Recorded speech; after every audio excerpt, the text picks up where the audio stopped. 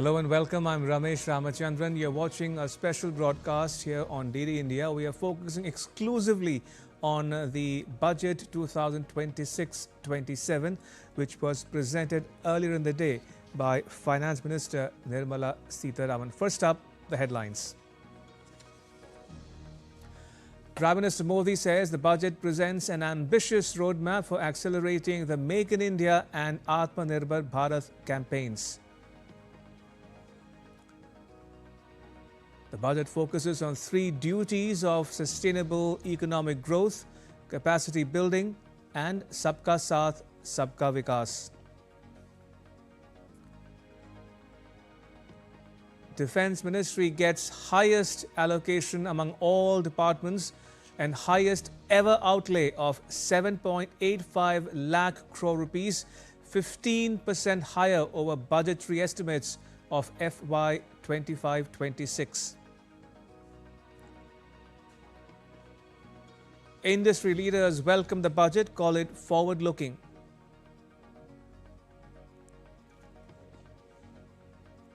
And in tennis, world number one Carlos Alcaraz beats Novak Djokovic to win the Australian Open, becomes the youngest player to complete a career Grand Slam.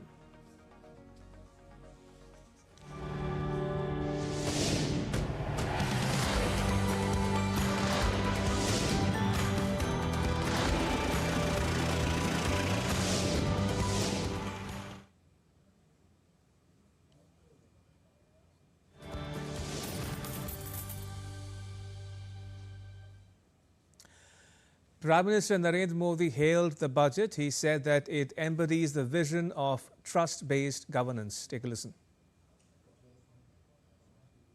ये budget trust based governance और human centric अर्थरचना के vision को साकार करता है। एक ऐसा unique budget है जिसमें फिस्कल डेफिसिट कम करने, इन्फ्लेशन कंट्रोल करने पर फोकस है और इसके साथ ही बजट में हाई कैपेक्स और हाई ग्रोथ का भी समन्वय है। He called it a youth power budget, saying that it embodies the thinking, dreams, resolve and dynamism of the youth. यह युवा शक्ति बजट है। उसमें युवा की सोच भी है, युवा के सपने भी हैं, युवा का संकल्प भी है और साथ साथ युवा की गति भी है। बजट में जो प्रावधान किए गए हैं उससे अलग अलग सेक्टर्स में लीडर्स, इनोवेटर्स और क्रिएटर्स तैयार होंगे। मेडिकल हब्स के निर्माण से, एलाइड हेल्थ प्रोफेशनल्स के माध्यम से, ऑरेंज इकोनॉमी यानी ऑडियो विजुअल गेमिंग को बढ़ावा देकर, पर्यटन को प्रोत्साहन देकर और खेलो इंडिया मिशन के माध्यम से युवाओं के लिए नए अवसरों के द्वार खुलेंगे। And briefing media persons in New Delhi, Finance Minister Nirmala Sitharaman said the budget 2026-27 pushes the Indian economy to maintain its growth momentum with an emphasis on continuing structural reforms. We are laying the path and giving a push to the economy to maintain the growth momentum, and for that growth momentum or sustained economic growth which we want to ensure, primarily we are looking at building the ecosystem with structural reforms which will go on. Reforms have been carried out. We are continuing to do the reform activities, so it will continue with an aim to make sure that we create enough environment for improving productivity and making sure employment is generated. Next, take a look at some of the key highlights from the budget. India's sustained growth is the result of conscious choices and policies made by the government. In keeping with this and acknowledging that India needs to remain deeply integrated with global markets, Finance Minister Nirmala Sitharaman presented Budget 2026 for the financial year 2026-27. It is a Yuva Shakti driven budget with a focus on three kartavyas. First kartavya, accelerate and sustain economic growth. Second kartavya, fulfill aspirations of our people. Third kartavya, vision of Sabka Saath, Sabka Vikas. Under Kartavya 1, to promote seven strategic frontiers for manufacturing, allocation of 10,000 crore rupees has been made for Biopharma Shakti. India's Semiconductor Mission 2.0 has been announced to produce equipment and materials, design full stack Indian IP, and fortify supply chains. The Electronics Components Manufacturing Scheme of April 2025 has an increased outlay of 40,000 crore rupees to capitalize on momentum. Mineral rich states of Odisha, Kerala, Andhra Pradesh, and Tamil Nadu to become dedicated rare earth corridors. High tech tool rooms in PSEs for manufacture of precision components, rupees 10,000 crore for container manufacturing. Mega textile parks announced. Mahatma Gandhi Gram Swaraj initiative to strengthen khadi, handloom, and handicrafts. Dedicated initiative for sports goods for manufacturing, research, and innovation. Rupees 10,000 crore for SMEs Growth Fund, corporate mitras for professional services in Tier 2 and Tier 3 towns, increased capex to 12.2 lakh crore rupees to continue the momentum. New dedicated freight corridors from Dankuni to Surat, 20 new national waterways over next 5 years, coastal cargo promotion scheme for a modal shift from rail and road. 20,000 crore rupees for carbon capture, utilization, and storage over the next 5 years. High speed rail corridors between cities as growth connectors. High level committee on banking for Viksit Bharat. Restructure Power Finance Corporation and Rural Electrification Corporation. Persons resident outside India, PROI, permitted to invest in through portfolio investment scheme up to 24%. Under Kartavya 2, aspirations, high powered education to employment and enterprise standing committee aim to be global leader in services with a 10% global share by 2047. Impact of emerging technologies including AI on jobs and skills suggest measures. Add 100,000 allied health professionals over the next 5 years. Scheme to support states in establishing 5 regional medical hubs. Set up 3 new All India Institutes of Ayurveda. Upgrade Ayush pharmacies and drug testing labs. Upgrade WHO Global Traditional Medicine Center in Jamnagar.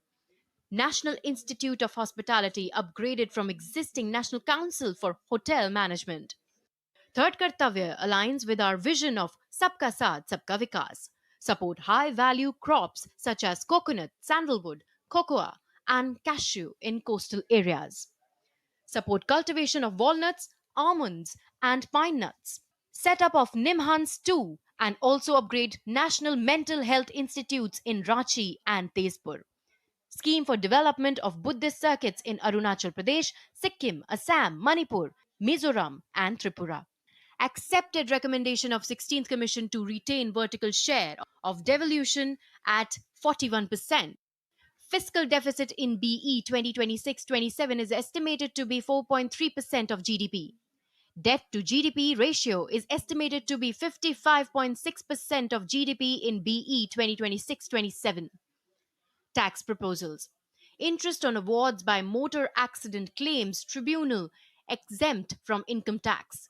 One-time 6-month foreign asset disclosure scheme for small taxpayers who have lived abroad. 3 years exemption to dividend income received by a national cooperative federation.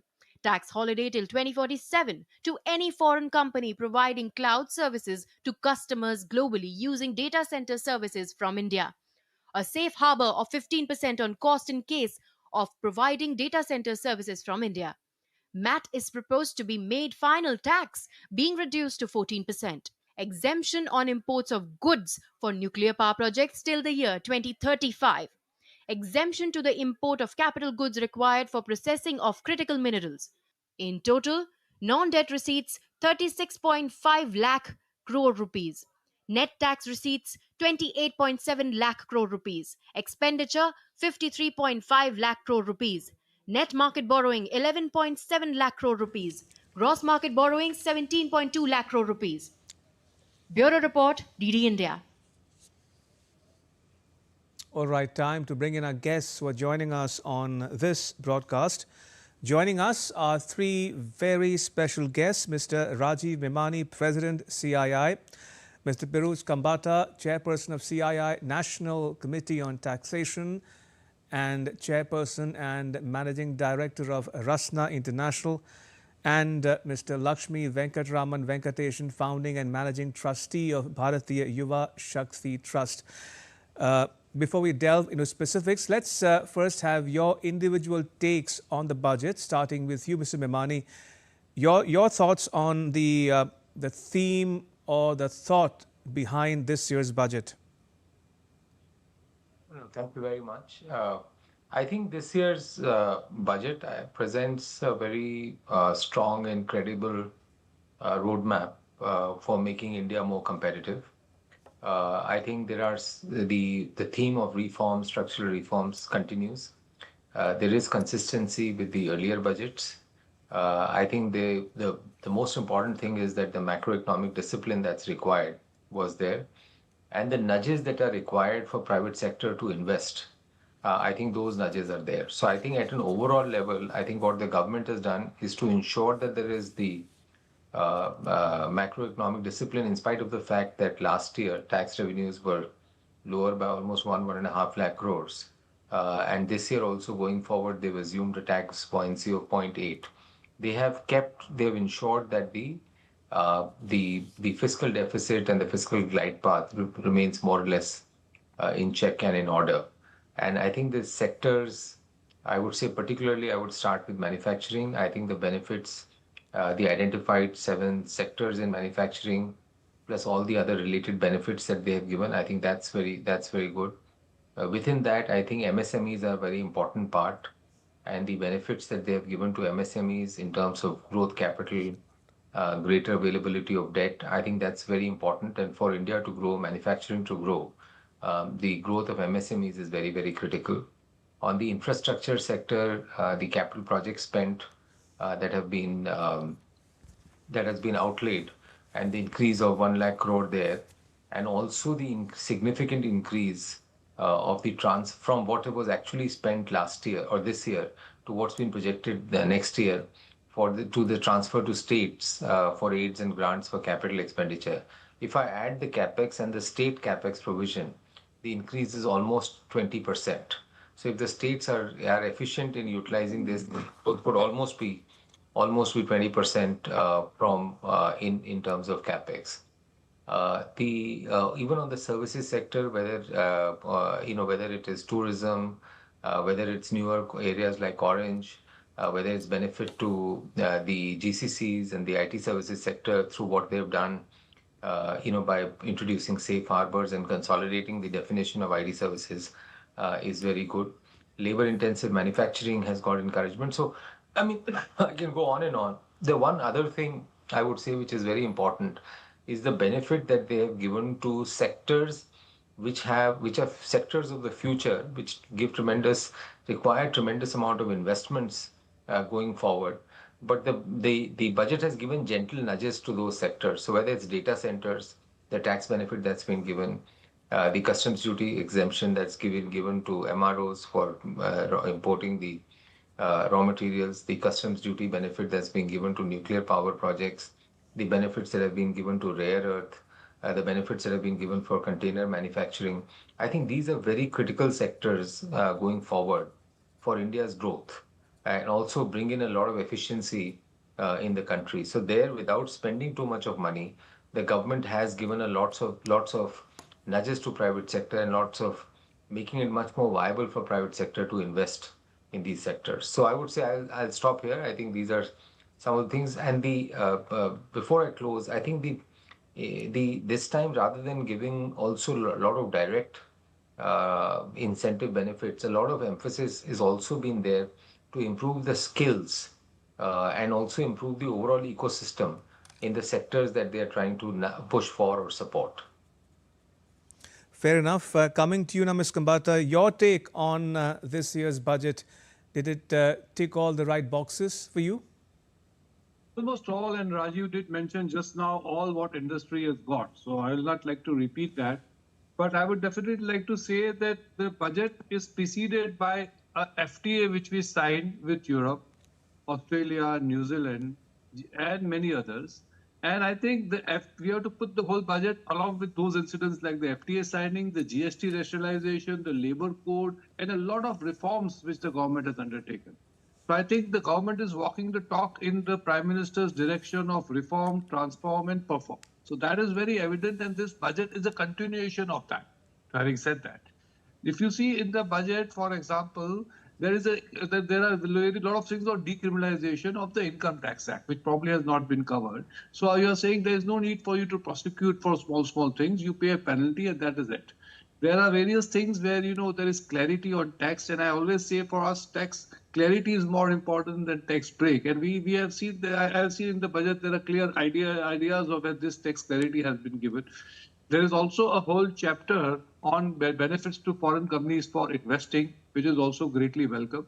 And more or less, our requirements in terms of, easier access to capital is there. They are talking of reforms in the banking. So in overall, I think the budget in that direction is a very growth-oriented budget. There are some soft things in the budget also which I would like to mention. For example, for the specially abled people. Now, that is a very vulnerable section, very important section to assist. And we are talking in the budget of having manufacturing assisted devices to help them. I think that is great news. We are talking of AI usage to help these people. Great news. Similarly, for farmers, we are talking of an AI app. See, India is known as a role model now for the digitization in the payment, not for the rich people who are doing digital banking, but for the poorest who is also accessing to digital banking, and that is really helping him have a better living, also giving him access to the government funds. Now you are extending the same thing to a farmer by giving him an app by which using AI and this app, he knows what to make, what crop to sell, at what price. You can integrate this app with the various government benefits. The food processing companies can be part of this. And imagine what you are going to create with that. You are going to enable the farmer to actually realize a better value for his crop. And this technology with the farmer is what I want the AI's real usage. AI's real usage is that it can help farmers, women, small startups. And I think this is very important for us to know, and the government is enabling that. Now, sticking to the agriculture part of the budget, what has the budget done? Once again, taking on of the FTAs, if you see in the FTAs also, phase one is what? That processed food, the tax has been lowered. Now, that means it is good news that government doesn't want agriculture to sort of be part of FTAs, but processed food is yes. So that means we can make the food for the world. Now, where the flip has been given to high value-added crops, like coconut water, for example, I am from the industry, huge demand for that. Now imagine what type of money we'll get if you export proper value-added coconut water well packed. It is, in my mind, the best energy drink. Similarly, cashew nuts, almonds. Why should we import almonds? Or for that matter, pine nuts, coconut, sandalwood. So these are the important things. Then marine. The best protein today is the fish protein. A lot of emphasis has been given to marine exports. A lot of benefits have been given, which will help the fisheries sector, which will help the fishermen, which are in crores. So look at that benefit which they got. And all this shows that the government wants the industry also to partner.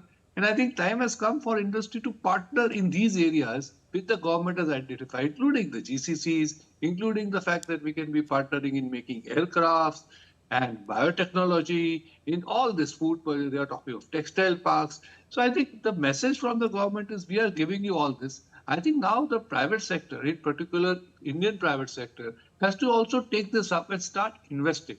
If we invest in these sectors, which are what I call high growth, high sort of sectors, we will also gain. When I say we will gain financially, but we'll also aid the company in the country's development. Fair enough. Ms. Venkateshan, coming to you now, did the budget live up to your expectations? The Honorable Finance Minister Nirmala Sitharaman ji set the word Yuva Shakti up front and center. Right. And within the first few minutes, gave a focus on the MSMEs and micro. Right. So we, of course, are extremely happy because very often this level of importance is not given at the very beginning. The important thing is this budget has been imaginative and also very practical, because you're talking for the very first time about a fund, for an equity fund for the micro sector with a 2,000 crore self-reliant fund in addition to the 10,000 crore MSME growth fund. Now, talking about equity infusion into the micro sector automatically enables them to become dynamic, to scale, to grow, and to also leverage the debt industry, because very often that has been the bane of the micro sector, that they are undercapitalized and undersupported. So the very fact that we were thinking something as imaginative as a fund of that sort is extremely welcome.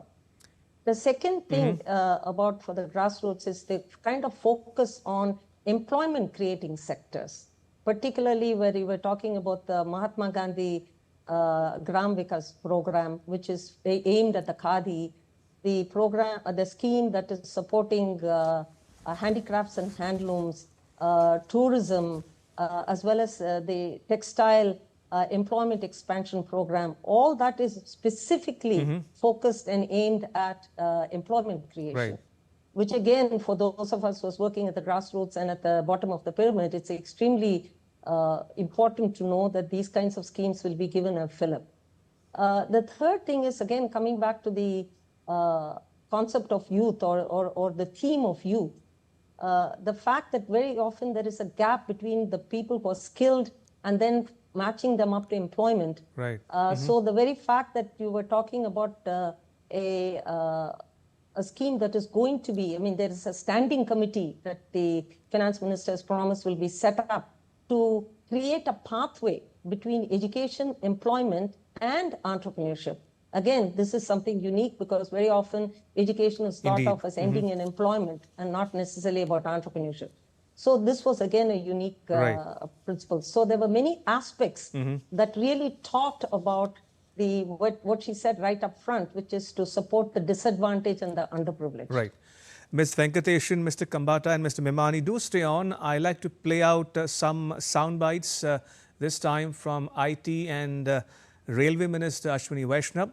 Now, India is stepping up its push to become a global technology and innovation hub with a strong focus on artificial intelligence, electronics manufacturing, infrastructure and the orange economy.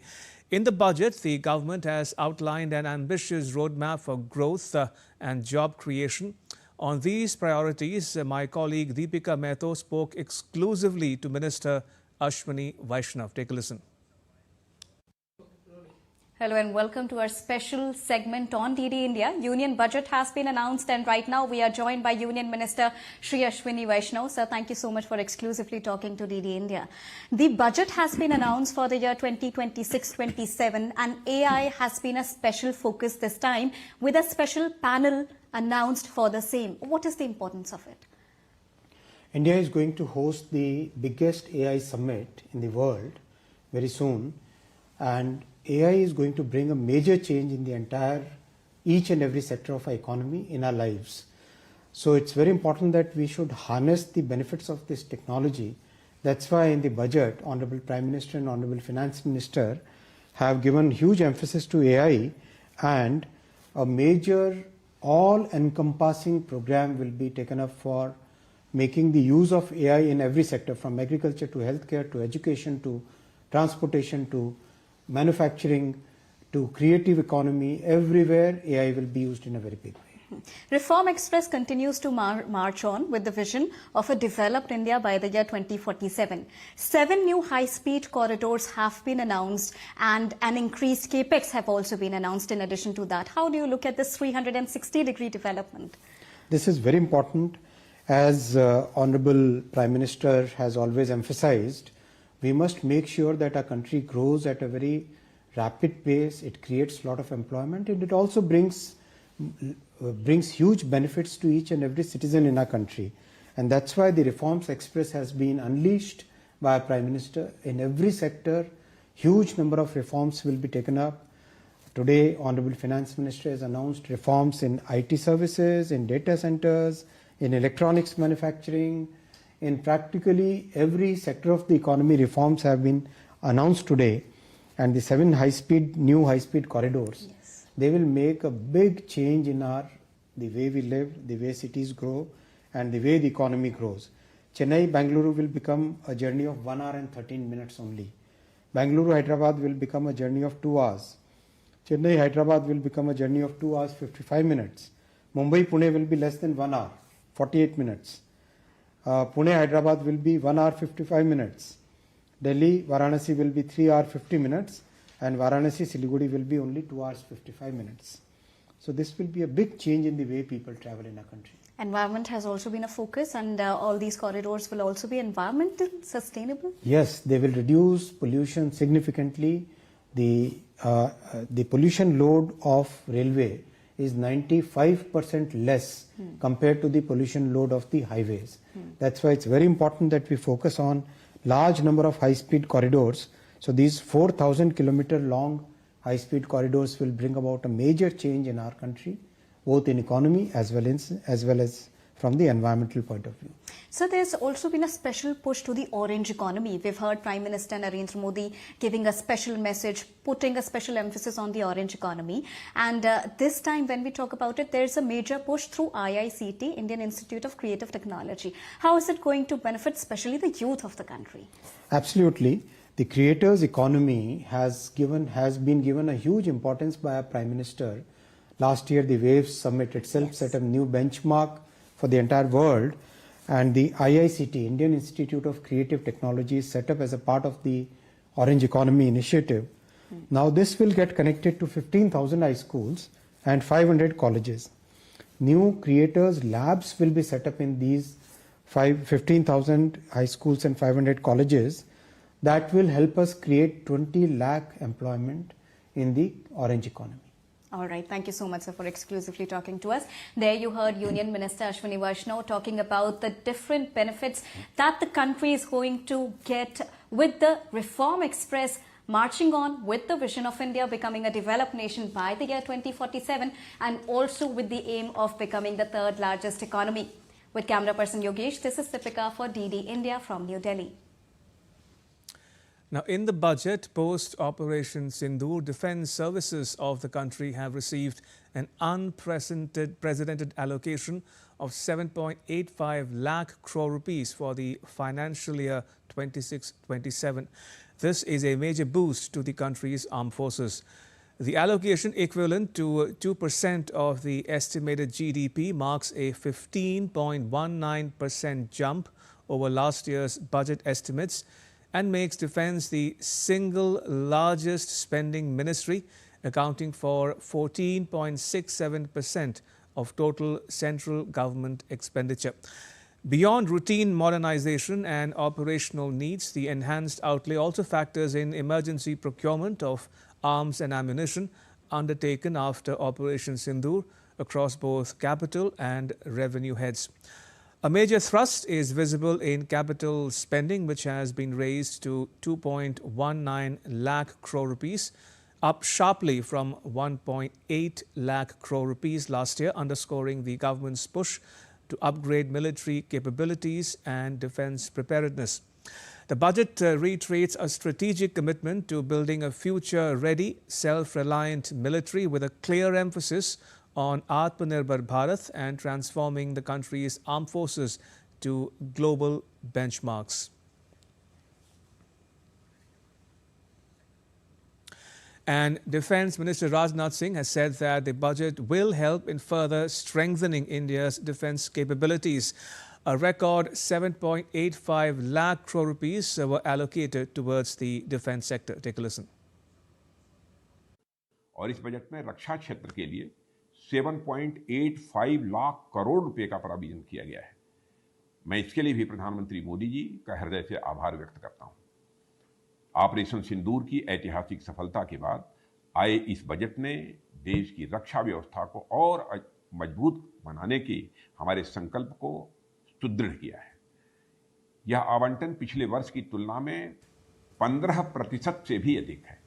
यानी इस बार भी केंद्रीय budget का सबसे बड़ा हिस्सा रक्षा मंत्रालय को मिला है।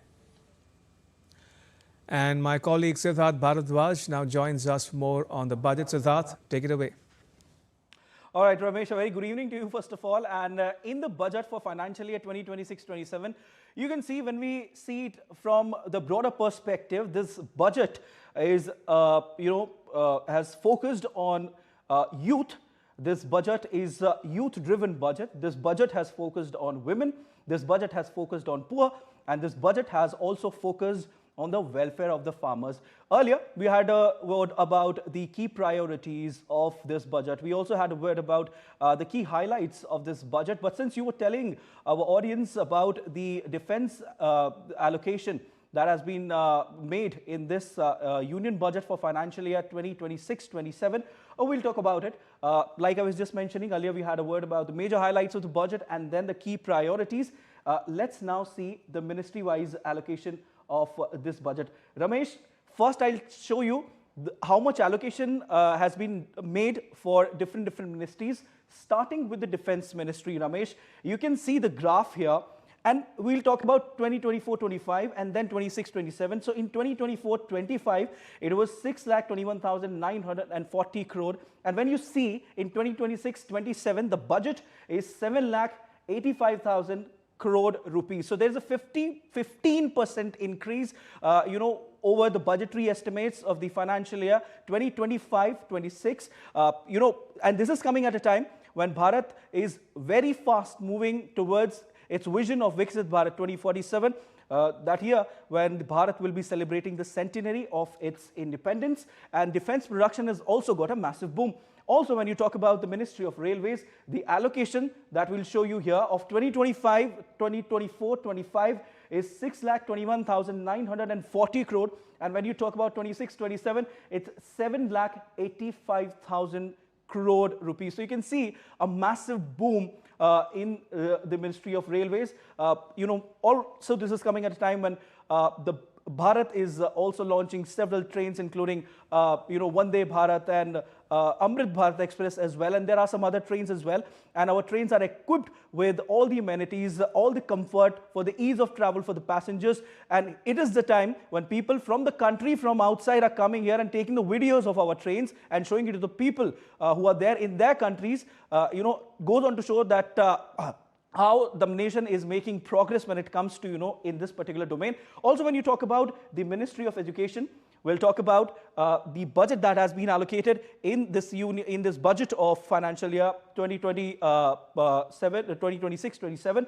This is 6,21,940 crore in 2024-25 and 7,85,000 crore rupees here. So when we talk about the Ministry of Defense, you were talking about how much allocation has been done in this particular budget. This is 7,85,000 crore rupees in the defense. This is at a time again when the defense production is getting a massive boom, and our weapons are being hailed everywhere, especially after Operation Sindoor, when indigenously made, indigenously manufactured weapons gave a befitting reply to the enemy. And today, India is not just an importer of the weapons, it's also an exporter at this time. When you talk about the defense budget, Ramesh, you also have rupees 1.39 lakh crore, which is allocated for the domestic industries, including the private players. So you can see the invitation to the private players, they are coming in, is further actually enhancing this particular domain, and world is looking at India again. Also, higher allocation for operational readiness sustained. Also, Ramesh, when you talk about rupees 12,100 crore have been allocated to ECHS, which is 45.49% higher than the budgetary estimates of financial year 2025-26. So all in all, this is a budget which has been made considering the women, considering the poor, considering the youth. This is a youth-driven budget, and the welfare of the farmers as well. And there are some other things as well, other budgets as well, which has been allotted to different ministries. We'll talk about it later. But all in all, Prime Minister Narendra Modi has also hailed this budget, saying that this is a youth-driven budget. And also, we just heard what Defence Minister Rajnath Singh was saying, that this mission, this particular budget for the defence sector will strengthen Prime Minister Narendra Modi's vision of Atmanirbhar Bharat, which is self-reliant India, and also Viksit Bharat, which is developed India by 2047, which is India's vision. Back to you, Ramesh. Right, Siddharth, thank you. Siddharth Bharadwaj there on what the budget has in store for India's defence modernization and preparedness. Right, we still have with us our guest, Mr. Pirooj Khambata, the chairperson of CII, National Committee on Taxation, and chairperson and managing director of Rasna International. Also with us is Ms. Lakshmi Venkatraman Venkatesan, founding and managing trustee of the Bharatiya Yuva Shakti Trust. Mr. Khambata, if I can bring you back in the discussion, we wanted to have your take on the manufacturing and competitiveness index, as it were, especially in light of the so-called effect of Trump tariffs and the number of FTAs that India has signed in the last several months. See, the confidence is up. I think Indian industry has understood that one thing is clear, that Atmanirbhar Bharat, the mantra which our Prime Minister gave, right, though it looks slightly difficult because Indian industry was used to importing, to be very honest. But I think slowly as we are getting forward, we are understanding the importance of making whatever we need and substituting imports with our own products. And that has started in every industry, and people are investing in R&D, getting new innovation to ensure that we reduce our dependency on goods which are foreign in industry, which is, right, I think, a very good news which has happened. And examples are there in mobile phones, in toys, in our industry, which is quite evident. But now the second phase is more important, that we start manufacturing not only for the country, but for the world. And this today's budget and the FTAs are all a step in that direction. I still believe that our real economic growth will only come if we become an exporting nation. Indeed. We become a global manufacturing hub. We start making almost anything and everything for the world. To give you an example, in Europe, we have signed an FTA for processed food, I said. Now, why should we only export, let us say, dal and rice and papad and chutney and pickle to UK or Europe? Why can't we make for them whatever they are eating on the table? Because there the factories are closing, the agriculture is not doing as greatly. We can make for them the pastas, the tomato sauce, and those companies can set up here. We can have joint ventures here. We can do contract farming here. So when we do all these processed products, which agriculture will buy? We'll buy from India only. So the farmer will fully get the benefit of it. He will get double the value for his crop. And in this budget, if you see it's a little bit micro, a lot of benefits has been given to faster clearance of customs, exports in particular. Trusted taxpayers are getting a lot of benefits. So the processes and procedural issues are also getting sorted at one end. So the government is giving you all the tariffs, all the FTAs. They are giving you the tax benefits, especially GST and what has been announced. They are also helping you with the procedure to ensure that the paperwork becomes less. So overall, if you see the whole packages, we, Indian industry, need to invest. We need to invest in the Make in India, and we need to make and manufacture for the world. That is the message I would like to give from your channels to all the Indian manufacturers, especially the SMEs also. In essence, whoever is large was first SME only. So you also let us invest in this. Let us invest our time in this, and let us be part of this Viksit Bharat story. And for me, Viksit Bharat is something 2047 maybe for the whole country. But India is not one. We have states which are doing fabulously well. So I definitely believe that there are many states who will become Viksit much before 47. And I think that is the right model. And that's how this competition is happening between the states, which is also helping us a lot in that. Absolutely. As you say, Mr. Khambata, make in India for the world, and that's an idea worth pursuing. Coming to you now, Mr. Venkatesan, the budget has been variously described as driven by youth power and one that paints a picture of macroeconomic stability. One, do you share this view? And two, what might be in store for the youth from the perspective of an impetus of fillip to the orange economy in particular? Well, certainly this budget lives up to its image of being a Yuva Shakti budget because first and foremost, it puts emphasis on technology, skilling. The orange economy is certainly at the heart of it. The AI skilling centers, and then we are talking about university hubs, which are supposed to be 5 major hubs, which are supposed to be set up close to where the manufacturing is, so that the gap between skilling, education, and participation in the economy through jobs, employment, as well as in entrepreneurship, that gap gets reduced. So I think this is very important. Another factor is, of course, as I said earlier, they are setting up a standing committee to ensure that this pathway is very important. And then if you believe that skilling is critical, equally important is the gainful engagement of the skilled people in gainful employment. The challenge here, of course, is how do you take an AI-driven economy and or supported economy, or the orange economy, and percolate it down to the second-tier cities and to the rural areas. So in that sense, I think the budget again talks about the last mile connectivity. They do talk about infrastructure, whether it's waterways or whether it is roads and rail, down to the last mile, because that is very important to make sure that the micro enterprises and the MSMEs get integrated into the global value chain and don't just remain isolated centers of production. The last but not the least is also the emphasis on a service economy, because they didn't just talk about manufacturing. Equal emphasis was based on service economy, which is again important from the employment perspective.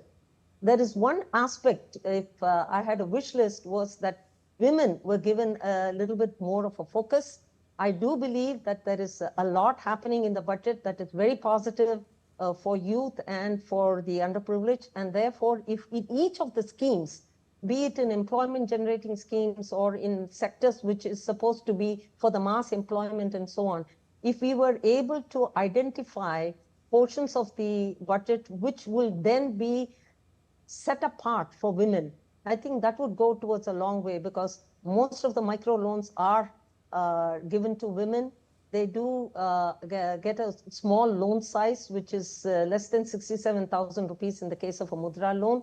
So to the extent that the women specific schemes are set within the larger scheme and they get integrated, I think this economy can become very powerful for the underprivileged and the disadvantaged. Indeed. Mr. Kambata, let's also have an industry perspective from you on the broad brush focus areas contained in the budget document, namely the CAPEX, capital expenditure, the social sector in particular, healthcare, education, and so on. You think the thought behind it all is in line with the government's priorities? Very much so. See, ultimately, defense, healthcare, rural, these are the areas where definitely a country like India has to put in more money. We are talking of an inclusive growth. So we cannot have a budget only for, let us say, a section of the society. So that is, I think, well understood. And I think it is the right way to go. But from the industry point of view in particular, because I think that is where I would like to focus, I think there are a lot of new age industries which have been identified in the budget and which actually are very important for the development. For example, the whole idea of rare earth and development of that whole segment. Right. Semiconductor, to be part of biotechnology. This is definitely an area where industry has to work. Let us look at one more big area where industry has to take the full benefit, is the Ayurveda. When you say Ayurveda, for us it is Ayurveda, for the world it is a natural way of healing. Right. And today alternate natural ways of healing across the world are being practiced. And India is being looked at as a global leader in that, be it yoga, nature therapy, Ayurveda.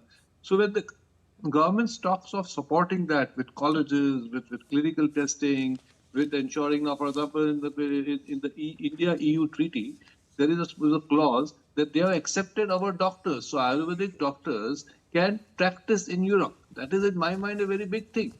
Because if they start practicing in Europe, what are they going to prescribe? Indian Ayurvedic medicines, who is going to get benefit? The Indians, who is going to make it here? And in my mind, there's a very thin line between Ayurveda and food also. For example, Chawanprash. In my mind, this is the thing for the food product. There are so many such products. So in a sense, once again, it is an agriculture product. So I believe that is an area of future growth. The Ayurveda for the world, nature therapy, homeopathy, and the government has given a boost in this budget to all these sectors. And I think industry should fully take benefit and lap onto these opportunities. That's what I believe. Why not? And as we wrap this up, Ms. Venkateshan, you get the last word. If I were to ask you, is, in your estimation, Reform Express truly picking up speed and momentum, you think? Absolutely so, for the simple reason that when we've been talking about reforms with the large macro factors, this budget has really given due credence to Yuva Shakti, to the people at the grassroots, as well as to the micro sector, and giving them importance and giving them support. I think without that, the concept of Viksit Bharat at 2047 would be a dream, but with this, I think it's going to become an absolute reality at the ground level. All right, on that rather optimistic note, may I thank both our guests, Ms. Lakshmi Venkataraman Venkateshan, Founding and Managing Trustee of Bharatiya Yuva Shakti Trust, and Mr. Piruj Kambata, Chairperson of CII National Committee on Taxation and Chairperson and Managing Director of Rasna International. Thank you so much for your time. Appreciate it. Right, moving on, the budget 26-27 has delivered a major push to India's financial markets with a clear message for global investors. Finance Minister Nirmala Sitharaman has opened direct access to Indian equities for foreign individuals, raised ownership limits, and unveiled a new market-making framework for corporate bonds. More details in the next report. Communicable diseases. Union Budget 2026-27, presented on Sunday, marks a significant step forward in strengthening India's integration with the global financial markets. Key announcements include the introduction of a market-making framework for corporate bonds, a new investment route for foreign individuals into Indian equities, and a substantial increase in ownership limits for such investors in listed companies. In a major boost to foreign individual participation, the investment limit for an individual PROI has been increased from 5% to 10%, while the aggregate investment ceiling for all individual PROIs has been raised from 10% to 24%. This reform enables foreign individuals to invest directly in Indian listed equities without routing funds through registered foreign portfolio investors. The expanded category includes non-resident Indians, overseas citizen of India card holders, foreign citizens, and entities registered outside India. Individual persons resident outside India, PROI, will be permitted to invest in equity instruments of listed Indian companies through the portfolio investment scheme. It is also proposed to increase the investment limit for an individual PROI under the scheme from 5% to 10%, with an overall investment limit for all individual PROIs to 24% from the current 10%. Direct access for foreign individuals is expected to attract greater overseas capital inflows, enhancing liquidity and market depth. Broader participation beyond institutional investors will diversify ownership and reduce reliance on a limited set of large players. Increased demand for Indian equities could support stronger valuations. The move aligns India's equity markets with global best practices, improving their appeal to international investors.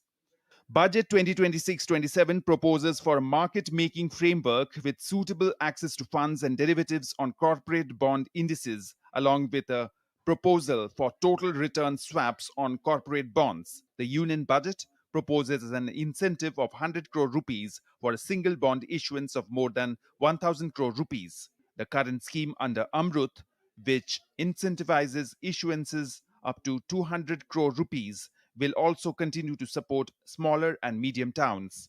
To encourage the issuance of municipal bonds of higher value by larger cities, I propose an incentive of 100 crore rupees for a single bond issuance, 100 crore rupees for a single bond issuance of more than 1,000 crore. The budget 2026-27 reinforces India's ambition to emerge as a mature, globally competitive financial market. Bureau Report, DD India. Now, Finance Minister Nirmala Sitharaman has entered the history books, presenting a 9th consecutive budget. 2026-27 budget has given relief in the form of TCS cuts on foreign travel and money sent abroad for education. Take a look.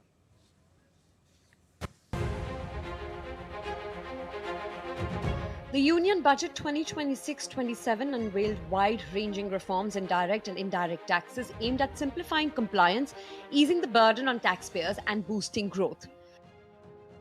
A major highlight is the new Income Tax Act 2025 coming into force from April 2026. Simplified tax rules and redesigned forms will make filing easier for ordinary citizens.